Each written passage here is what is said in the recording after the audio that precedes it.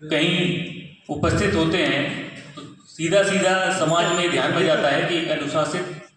कार्यकर्ता हमारे समक्ष तो केवल और केवल भारतीय मजदूर संघ है। और इसी का परिणाम है कि निरंतर कर्मचारी हित में, चाहे वो केंद्र सरकार हो, लेबर कोड के माध्यम से आपके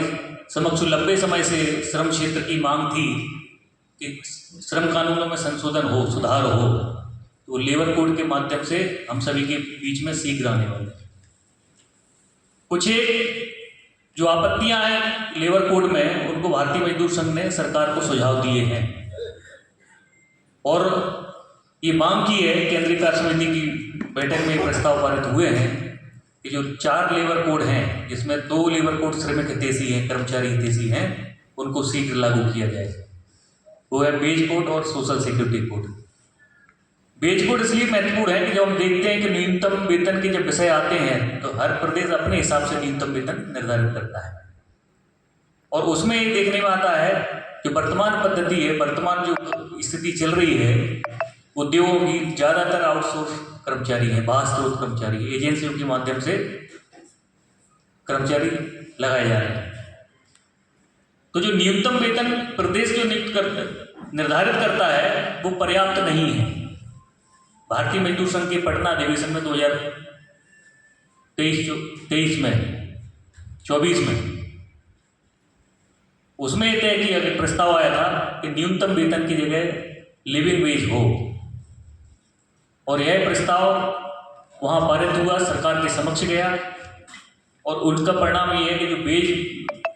कोड आ रहा है उसमें सरकार द्वारा नेशनल फ्लोर वेज निर्धारित किया जा रहा है रीजन वाइज और ये सुनिश्चित किया जा रहा है कि कोई भी प्रदेश उस वेज से नीचे अपने न्यूनतम वेतन निर्धारित नहीं करेंगे। तो ये जो वेज की जो समस्या है, लिविंग वेज, जाए जीवन यापन श्रमिकों का ठीक से रहे, क्योंकि आज आवश्यकताओं की बात करें तो रोटी कपड़ा मकान के साथ साथ शिक्षा और स्वास्थ्य की बड़ी जिम्मेदारियां श्रमिक परिवारों पर हैं। जो परिवारों की परिभाषा है 3.5 अंक लेके जो न्यूनतम वेतन निर्धारित होते हैं उसमें भी बढ़ोतरी की बात कही है, उसमें उस परिवार में भी संख्या बढ़ाई जाए गणना के लिए। तो कहने का तात्पर्य ये है कि सामाजिक सुरक्षा से जुड़े हुए और एक जिसका एक वेतन से जुड़े हुए कि जीवन यापन ठीक से हो, ऐसे समग्र विषय भारतीय मजदूर संघ के माध्यम से अंतर्राष्ट्रीय स्तर से देश या फिर जहाँ जहाँ हमारे संगठना है उन क्षेत्रों में जो जो समस्याएं, जो मांगे हैं, सभी के लिए निरंतर संघर्ष हमारी यूनियन कर रही है। साथ ही साथ हम इस बात का भी ध्यान दे रहे हैं कि भारतीय मजदूर संघ की रीत नीति पे चलते हुए हम अपने कार्य में बढ़ोतरी करें। केवल संख्या ही हमारा महत्व नहीं है, केवल 1 नंबर पे आना ही हमारा लक्ष्य नहीं है।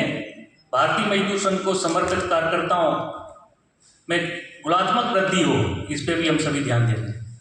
उसी के नाते समय समय पर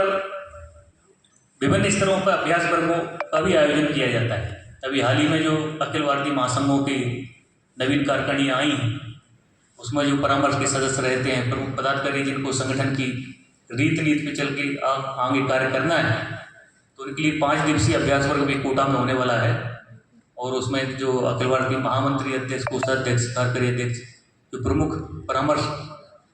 में जो पदाधिकारी रहते हैं उनका अभ्यास होना है। इसी प्रकार से निरंतर जब हम अभ्यास करते रहते हैं तो जो भारतीय मजदूर संघ की रीति नीति है उस पर चलने का काम नए युवाओं तक जो कार्य पद्धति है वहाँ तक पहुँचती है। ये अखिल भारतीय स्तर पर अभ्यास वर्ग हो रहे हैं, ऐसा ही अभ्यास वर्ग प्रदेश स्तर पर भी भारतीय मजदूर संघ करेगा और उन अभ्यास वर्गों में जो बड़ी यूनियनें हैं उनके अध्यक्ष महामंत्री और जो हमारी प्रदेश स्तरीय यूनियन है, प्रदेश स्तरीय महासंघ है, उनका भी अभ्यास जो है भारतीय मजदूर संघ की रीति से परिचय कराने की दृष्टि से और कुछ तकनीकी विषय भी जिन क्षेत्रों में हम काम करते हैं, कई बार हमें ध्यान में आता है जो भारतीय मजदूर संघ का सिद्धांत है कि संवाद से संघर्ष की ओर। सर्वप्रथम हमारा माध्यम संवाद ही रहता है, लेकिन संवाद में जितना हमारा तकनीकी ज्ञान, अपने क्षेत्र का ज्ञान होगा, उतना ही बेहतर संवाद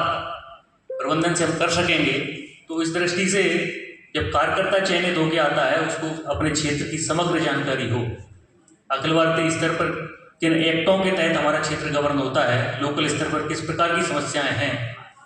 ट्रेड यूनियन के तहत क्या हमारे अधिकार हैं, इस सारे विषयों को लेकर एक समग्र अभ्यास वर्ग